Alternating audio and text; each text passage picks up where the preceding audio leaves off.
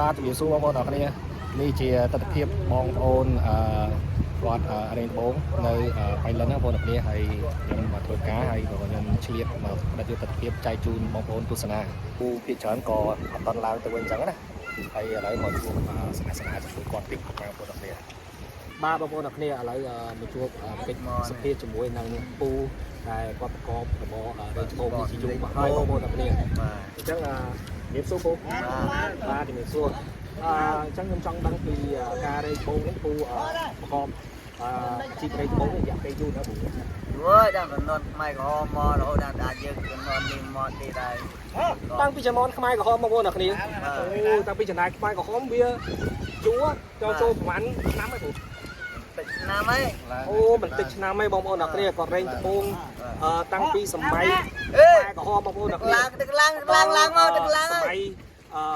ឆ្នាំ2025នោះរយៈពេលយូរឆ្នាំបងប្អូនអ្នកគ្នាហើយឥឡូវអាយុប៉ុន្មានហើយពូ7ហើយអាយុ67ពូអាយុប៉ុន្មានហើយពូខ្ញុំអាយុ66 បងប្អូនអ្នកគ្នាហើយពូគាត់រែងត្បូងយូរដែរខ្ញុំរែងបាន8ខែអូគាត់រែងបាន8ខែតែពូខាងនេះរែងបានតាំងពីសម័យខ្មែរក្រហមអញ្ចឹងវាចូលច្រើនឆ្នាំ10 20ឆ្នាំហើយពូអើយឆ្នាំហើយបាទបងប្អូនគ្នាគាត់រែងត្បូងយូរតាំងពីសម័យពលពតសម័យខ្មែរក្រហមរយៈពេល20ឆ្នាំបងប្អូនគ្នាហើយឥឡូវពូបានត្បូងប៉ុណ្ណាបានតែប៉ុណ្្នឹងអូបានអានេះរែងបានទេពូមួយខែហើយរែងមួយខែហើយអូបងប្អូនអ្នកគ្នានេះគាត់រែងត្បូងមួយខែបានប៉ុណ្នេះបងប្អូនអ្នកគ្នា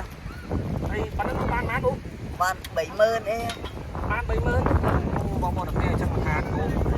បៃលិនពឹងលើសំណាងបងប្អូនអ្នកគ្នាហើយគាត់រែង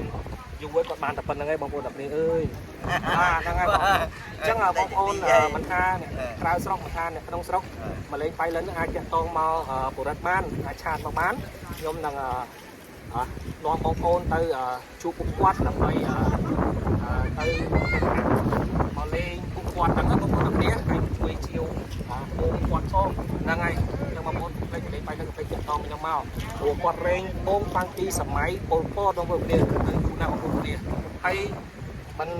គេថាសេរីចាស់ពីដើមគាត់អត់ភ្លេចទេបងប្អូនគ្នាគឺការរែងបងនេះតែក្មេងឥឡូវអត់ដឹងថាយ៉ាងម៉េចដែរណាការរែងបងណាចឹងបងប្អូននេះនិយាយថាពួកគាត់ណាពូរែងបងហើយខ្ញុំមកដល់ម៉ោងថ្មនេះគាត់រៀបឡើងទៅលើផ្ទះវិញបងប្អូនគ្នាដល់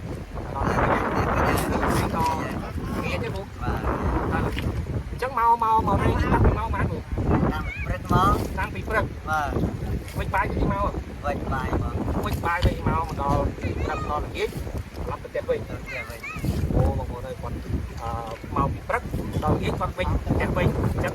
ថ្ងៃនេះគូអត់បានអីទេក៏បាន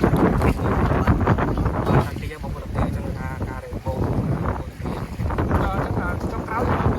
យកពេកអីដាំផ្ញើទៅបងប្អូនដែលស្នាដល់មកគាត់ទិញគាត់ចង់មករត់ជីវមកអីឲ្យមកមិនអត់ទេបាទអញ្ចឹងគាត់ចូលផងថាបងប្អូនគាត់លេងបៃលិនហ្នឹងបើឲ្យខ្ញុំជូនទៅជួបគាត់ហើយគាត់លក់ឲ្យជូនបងប្អូនក្នុងតម្លៃធូរថ្លៃទេបងប្អូនអ្នកគ្នាអាចឆាតខ្ញុំដើម្បីឲ្យបងប្អូនជួបគាត់បានអញ្ចឹងជាចំណាយបងប្អូន